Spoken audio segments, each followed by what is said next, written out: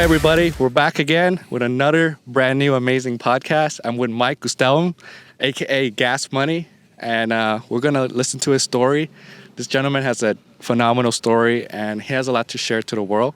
And he is trying to change the world in his own way. And we connected just about 2 weeks ago, and I thought, hey, what would be better than just fucking getting up here in the freaking mountains above the clouds and tell your story above the clouds while people are still sleeping.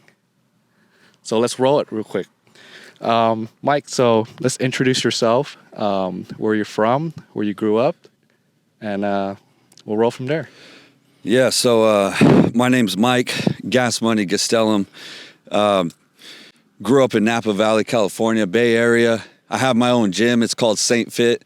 And I tell people it's called Saint for a reason, because we're picking up people from the bottom and bringing them up all the way to the top. Meaning, I have people that I've worked with who are, doing meth, heroin, smoking, just comfort, living in comfort too much. And that was me. And I lacked a lot of self-esteem, and that's why I started my gym.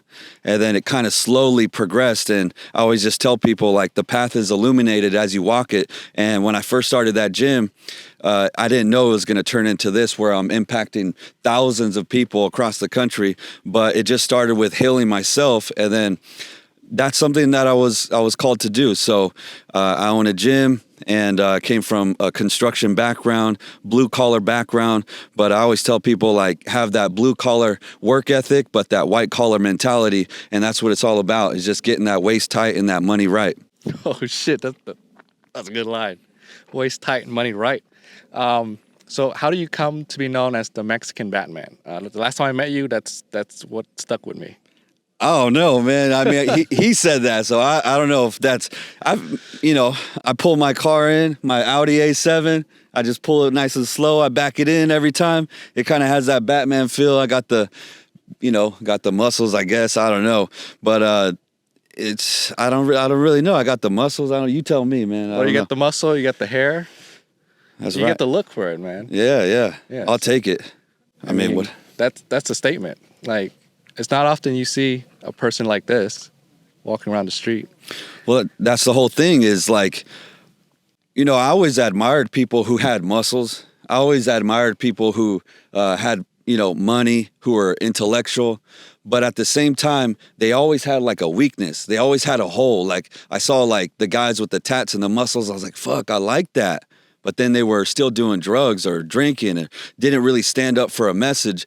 And what I see is, like, acquire what you admire. So you literally look at your whole people in the world, and you're like, you just pick and choose. No one just comes from, who's born and they're like, I have muscles, I have money, intellect, tats, and this and that, and I have the cars. No, you like literally have a menu, and you're like, I want that, and that. The thing is people choose their vision or their vices over their vision. And once I started choosing my vision, it was a wrap. So when you say not many people are like that, I'm like, it's by design. I've designed it that way on purpose. And that's what people need to see, is like, when you walk into a room, you want people, not because it's just egotistical, but you want them to look at you and be like, who is that? Because I have a message, and I stand for something that's ethical and morally correct. And I believe that I'm here for a purpose, which everybody has a purpose. You have a purpose. And the only way that they're going to listen is if they want to be like you in some facet, or they admire you. They have to want to be like you. And that's the biggest thing. People always say, like, how do I get people to listen to me? They're not listening to me. I'm like, why would they listen to you? They don't want to be like you. You're fat, you're broke, and you look stupid. I love it, man. So your hero's journey, man, your journey. What point in your life did the switch turn on for you? Was there a moment where you're going through intense pain? You're like, I'm going to change my life right now.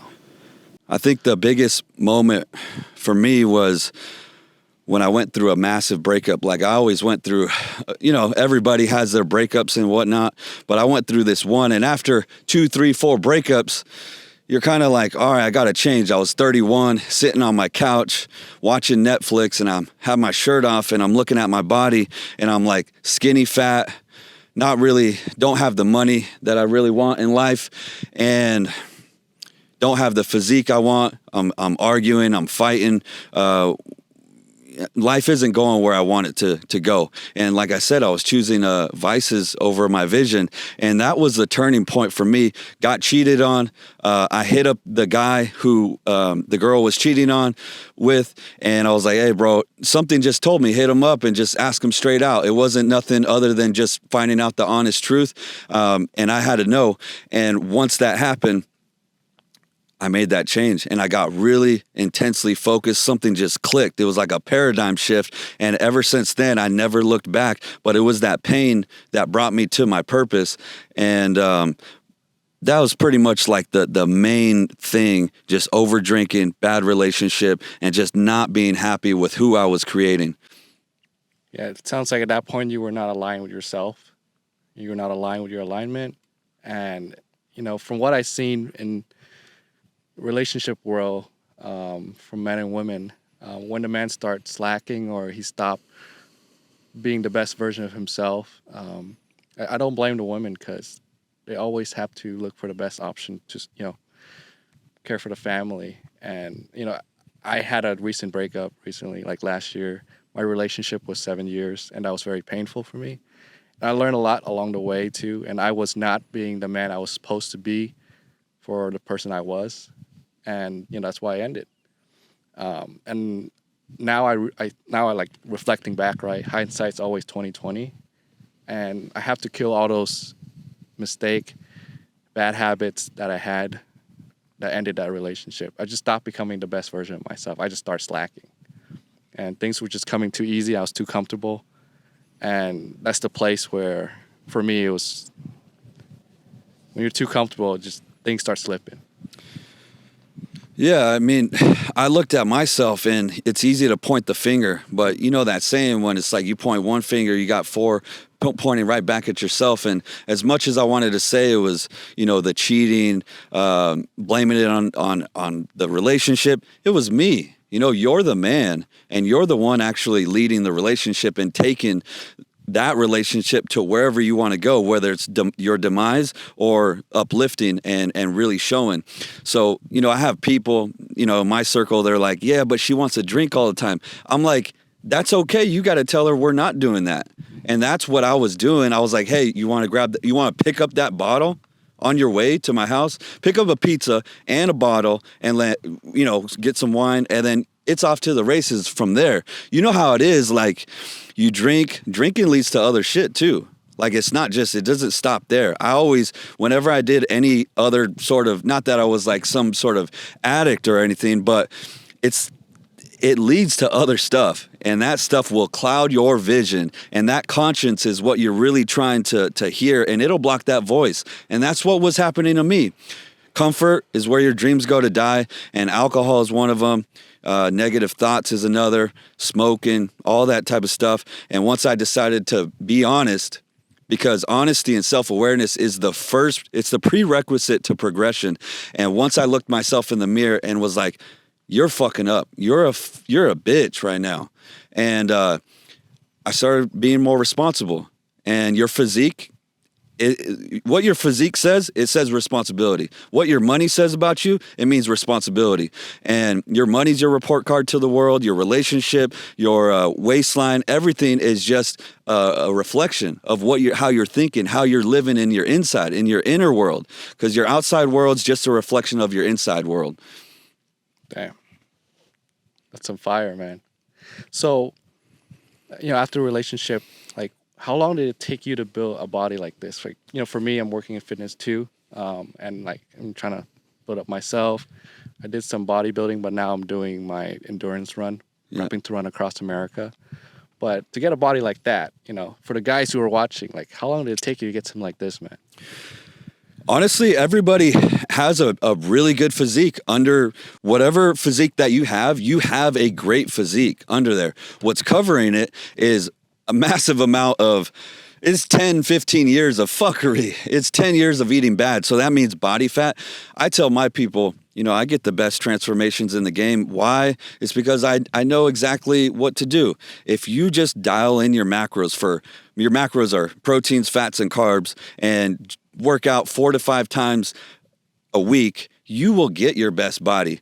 But here's the thing, is like you want to use that pain. When I was going through all that pain, relationship and just not happy with myself, I was working out 2-3 times a day. You don't have to do that. But if you have that inspiration, that passion, or some sort of anger, use that shit. Because it's called iron therapy for a reason. I was hitting them bars. I wasn't going to the actual bar at the nightclub. I was hitting my gym, St. Fit. I was hitting the bar right there. And I had tears coming down my face. But what happened was I was healing myself with the emotions that I was having, but I was also gaining the physique. So if you can mesh the two, where you use your pain for you and you get with a coach where he dials in, like me, or any other coach, doesn't matter, where your macros are on point, your workouts are hypertrophy style workouts, bodybuilding style workouts, you will get your best body. And I would just say 3 to 6 months, just depending on how much body fat you have.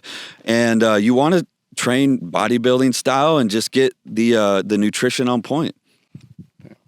What is your mission now in your current state? I would just say my mission right now is just to inspire people, to show them what's possible, and to raise the fucking bar. So I made a story the other day, and somebody's like, damn, you're lifting 405 on the squat bar. That's fucking crazy.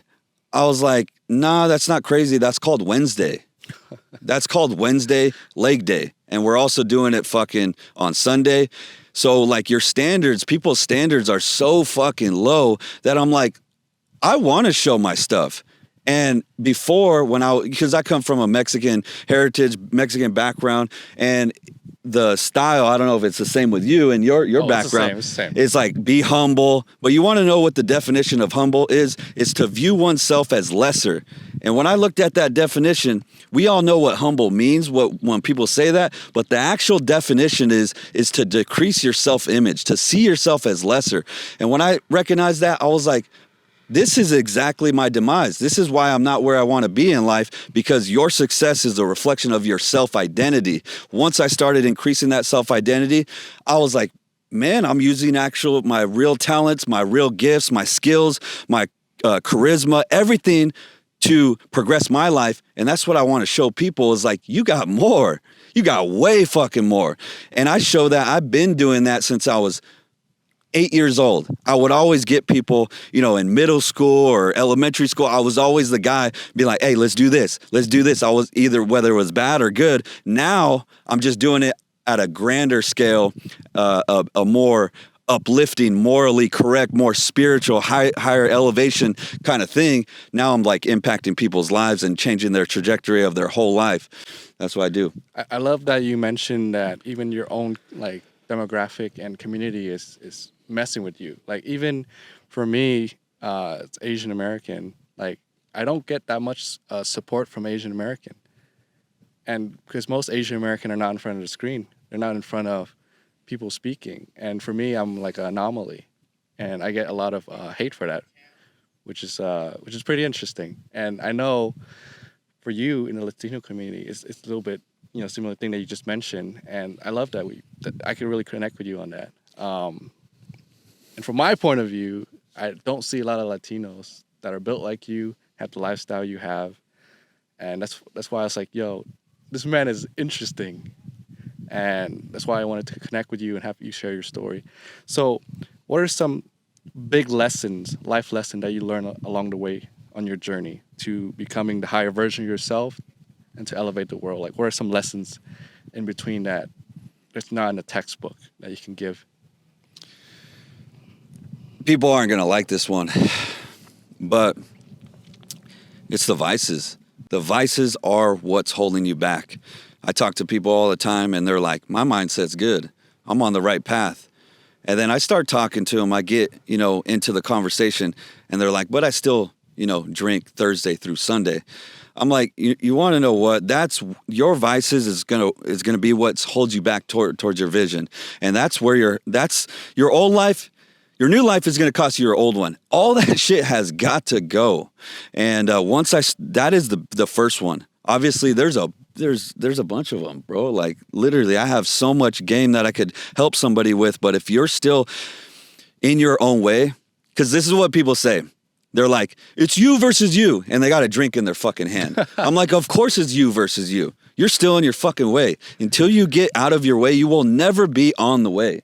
You know what I mean? And then once you get yourself out of the way, like I did, then it was you versus, or it's me versus the world, me versus the next man. And that's a great thing. Life is competition. You are competing for that job, that money, that girl, whatever it is. And that's okay. That doesn't mean that you don't want somebody to succeed, but it's like you have to heal yourself first, get out of your own way first, and then so you can get on the way and start living your damn life.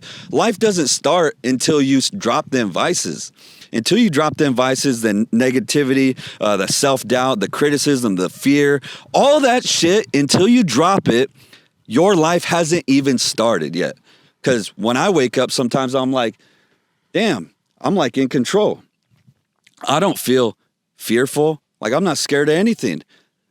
I don't fear shit. Before, I would be like judging myself way too much. Of course, I judge myself at certain times, but I'm letting my frequency drop. And then that's how I know, all right, it's just high frequency, low frequency. Just address it. That's why we have the workout. The workout's just a gateway.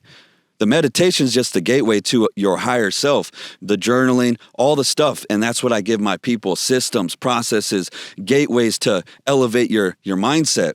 And, but it's the vices. That is what's holding you back. Until you drop those, you will never welcome your new life. Wow. That's the biggest pillar for a lot of people, you know, and I have friends that a lot of them, when I hang out with them, it still feels like they're in high school, you know, still drinking. Mm-hmm. That's the same repetitive partying thing every weekend. And, you know, I have to leave those behind to move on to the next phase of my life. It's like the Bible says, it's like, let the bury the dead. And it's like, if you're still doing shit that you were doing at 15, 21, that's what I was doing. Like from 26 to 31, I was like kind of living the same thing. I was working out Monday through Thursday. Then I would, you know, go drink and do whatever. I was like, that's what everybody does. That's all the normal shit that everybody does. Eat like shit, kick their feet up, go on vacation, just relax. I'm like, what did you do? And once I started being honest with myself, I was like, you really didn't, what are you celebrating, dog? You didn't do shit. You didn't earn shit. And I always prided myself on being a hard worker, being, you know, whatever, this or that. But I was like, your results tell a story. You're really not it. And if you're not progressing, life is progression. It doesn't matter like if you're a millionaire today or a multimillionaire. It's about progression. If you take your income from 5K to 10K to 20K and you're progressively getting better, or you're dropping body fat, or you're gaining muscle, that's all that fucking matters. So if you're comparing yourself to level 20, that's not, you missed the point. It's just progression week to week or month to month. And that's what I did. This is the truth. This is literally the truth right here. The reason why people take back steps is because they're not winning. You're not winning, so you go backwards. Why would you even go backwards towards the drink, the smoke, or staying in bed, or anything that's going to not be aligned with your higher purpose, your higher goals, is because you're not winning and you're not moving fast enough. People who say, oh, I want to sleep on it. I'm going to think about it. Oh, we'll see. One day I'll start that business. I was like, you already lost, dog. You got to make it quick. You got to invest thousands of dollars and blood, sweat, and tears, and invest your sweat equity in your goals and your dreams. That's what it fucking takes. And guess what? If you ain't willing to do it, go ahead and lose. I'll win. I'll take your wins. And the person that does want to win, go ahead, celebrate. You will get the reward. That's what it's all about. I was talking to one of my employees yesterday, and she was saying that the parable of the talents, that everybody has, you know, their little thing that they're gifted, that God gives them, right? Mm-hmm. So you might be getting, you know, this gift, and this gift, and somebody might have bigger gifts than you, right? Yeah. But it's not about what you start out with, it's what you turn into it. So the parable of the talents is one guy got, $2, the other guy got $5, the other guy got $10. And then when the boss came back, he's like, well, what do you have to show for it? What's the fruit? And the guy with $5, like, oh, I turned it into 15. The guy with $10 turned it into 30. And he's like, good shit. That's what we're supposed to do. The guy with $2 fucking shitted on it. He was like, I only got a little bit. So I saved it. I was like, that's exactly it. You fucking saved it and you're not going to get anywhere in life. And what God says, the Bible says, is that's wicked. That's evil. I'm like, that's a fucking disgrace that you have all this talent. It's like, what's that movie called? Sandlot, where he's like, the worst thing in the world is like wasted talent. Motherfucker, that's it right there. Wasted fucking talent. And it's almost a slap in the face to higher creation. Wow. I love that you got bubbles of different topics in this, story that you're doing. And it's like hit. I'm seeing it hit. So with your journey, what are you like? What does your business do to help the world? And like, what's your way to help the world? It's impact over income. But the fact of the matter is that results do matter. And people always say like, oh, I just want to help people, or I just want to be happy. Like, it's all just lies, like people, you need results. Like, people wonder, they're like, well, I don't know my purpose. I don't know my vision. I don't know my like passion. I'm like, this is the most easiest thing. And like I said, it's the drink, it's the comfort, and your unwillingness to listen and to look yourself in the mirror, to really like hear what it is.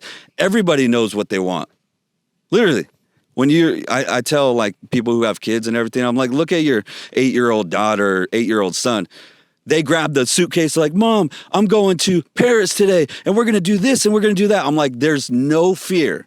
Why did we lose that shit? And that's kind of where I come in, where I lead by example, by doing shit like this, having a podcast on the clouds, by investing thousands of dollars, by buying what I want, taking risks. I lead by example, but I know that's what was holding me back, and what holds everybody back is like, create your life into a fucking movie that you would watch. It's okay to be splattered on the floor. Just don't stay there. That's what makes the movie fucking dope. You're supposed to be like, this is my life. I'm Mexican American. I was drinking. I was this. I was that. Then I was making $800. Then I went to 4K. Then I went to 20K. Then I went to 50K. And you're rising and rising. Then I help people. It's a story. It's supposed to impact people. Like, how are you supposed to just go to your 9 to 5 and be like, clock in, clock out? I'm like, golly, like, I am not inspired by your shit. I ask people all the time, what's your goals? And they're like, to eat right. I'm like, that's your fucking goal in life? Like, that's your mission? That's your purpose? I'm like, no wonder you're not getting anywhere. I'm not even inspired. Are you inspired? Fuck no. So in a nutshell is like, I inspire people, but not just motivation, like, come on, get up, let's go. Nah, it comes from a deeper purpose, to be like, you were meant here for something, for a reason, and fucking listen to that shit. Everybody hears that same voice. That voice that you hear, Doug, is the same one that I hear, and the same one that everybody hears, the same one that you hear. Some just choose not to listen to it. Oh. That's good, man. So as we're coming to an end here, I love that we're connecting like this, and a lot of your stories. I'm newer to the entrepreneur scene. I've only been in business for a year, and a lot of the things you said really resonated with me. Challenging my own community to rise above while they pull me down. Literally, I'm trying to run across America and help Feeding America donate 1 million meals, and there's still people trying to tear me down. It's fucking great, but I surround myself with amazing people like this that gives me the motivation and push me forward every day for something that it's bigger than myself. Like, this is why I love doing this. So, Mike, I want your advice, man. For a kid or someone that just filed bankruptcy, that's starting their life over, or a kid that's starting their business at 18, 20, for someone that's starting over or starting something new, with your years of experience, what are some advice you would give them? I would get around winners. Find somebody who's been where you want to go and do exactly what they say. Surround yourself. You're a product of your environment. I always tell people, like, pull out your phone. The last 20 text messages that you have on your phone, that's you, dog. That is you. So you should have a multimillionaire in your Rolodex. You should be surrounded by a better environment. It's the circle. But the fact of the matter is your success is dependent on your personal development. And people, if you're looking to elevate, this is how I did it. This is not platitude. This is not something I read from a book. This is exactly what I did. I put my nose and my heart and my soul into personal growth. Your success is dependent on your self-identity. That is gold. If you just work on your self-image and see yourself from your 10.0 self. Now, that's great, right? Like, you hear that and you're like, man, that sounds fucking good. But how do you do it?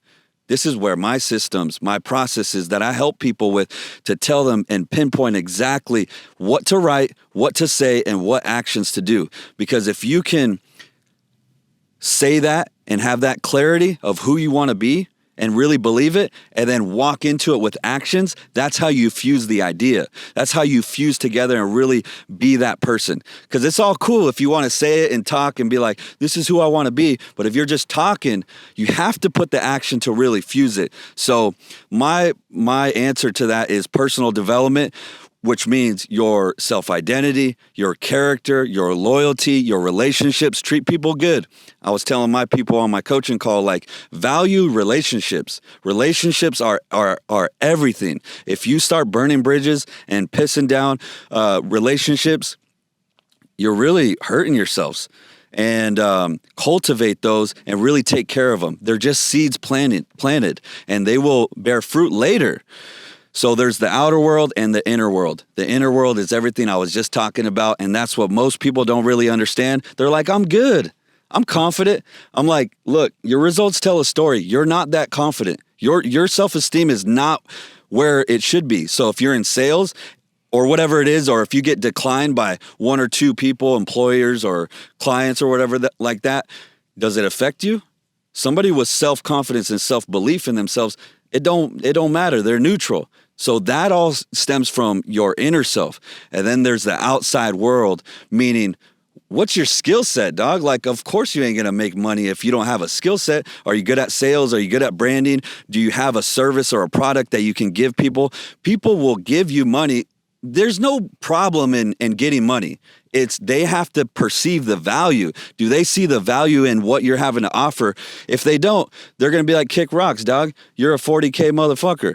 You're going to be right there. But if you can cultivate some sort of skill set and match it with the identity and the confidence, you'll be lethal. And if you could speak, if you could deliver, and that's what took me a long time to really understand, was I had a lot of the stuff, but I wasn't able to deliver it correctly because of my speaking or my lack of confidence. So it all kind of comes together, but you need somebody like me to be able to be like, all right, dude, boom, boom, boom. Just like, losing weight, I'm going to tell you X, Y, Z.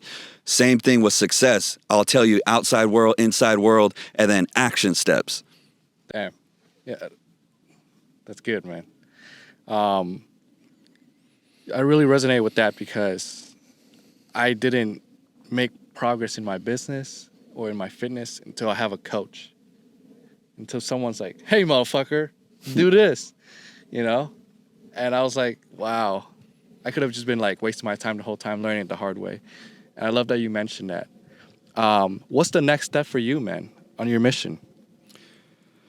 My thing is get out of my comfort zone. But like I said, it's not really getting out of my comfort zone anymore. It's just getting more exposure, making quicker moves, going faster. And that wasn't always like that, bro. Like when I would say this podcast, for instance, I would be like, fuck, damn near having a panic attack and fear of public speaking and judgment. But now it's just kind of like you work so much, your work works on you. Mm-hmm. And so when you show up, the only time you feel like anxiety or anxious feelings is because you're not really it. You have to fucking cram for a test. You have to. So my thing is work, dog. Don't take the fucking weekends off. Wake up early, go to bed, like keep working on your craft, because when your number's called, you got to be ready. Stay ready so you don't have to get ready. You got to keep going. And so wherever you go, you're ready to go. So the next move is just basically help more people, obviously, and collab more just like this with people who are doing dope shit, like running across the fucking country, which is wild. I'll never do that, but I'll support you every step of the way. For those that are interested to learn more about Mike Gas Money, he's going to tell you a little bit more about his business and where you could find him. Go for it, brother. All right, so my name's Mike Gas Money, and I teach people how to elevate, and it's a personal development program with an emphasis of fitness and nutrition. Those are our tools. Journaling and all that type of stuff, those are just tools, but ultimately it's about creating the man or woman that you would actually listen to and that you like. You are really it. And so that's what I teach people to do is, yes, let's get your waist tight and let's get your money right. And I show people systems and processes of journaling, how to gain clarity. We do coaching calls where I address people's problems. Every time I get on a coaching call, if you don't have a problem, if you're not discovering something about yourself, and you don't know what it is, that's a problem. Most people are like, I don't know, I'm good. If you're good and you're not where you want to be, well, we got to find out what's stopping you. So it's more of like a reflection, personal development program. And by doing that, you end up becoming more ripped, more rich, and just a different human being. And that's what I help people with. And the biggest thing is I lead from the front. So you get to see my journey and you get to see me doing it. And that's the best thing. I'm not just some preacher talking and doesn't have results. All right, so that comes to an end for our interview podcast with Mike Gas Money. I can't wait to see like where you're gonna take this mission next, and likewise, man, I'm supporting you along the way. Likewise, I'm running across America. I got a lot of coaches, with my program, and when people come to me for fitness mentoring, mindset coaching, I'm gonna be like, all right, yeah, I got the team here. Yep. Which Avengers. Which Avengers do you want? Mexican Batman? You want the Aquaman? Or you want Thanos with all the rings? And we know who that is. Yeah, I got Thanos, man. Yeah. I'm trying to get Thanos logo on my bus. That's right, man. Yeah, that'd be wild. That'd be wild, man. I'm happy with Batman, dog. We're good with there. Man, I appreciate you so much. Hell yeah, big dog.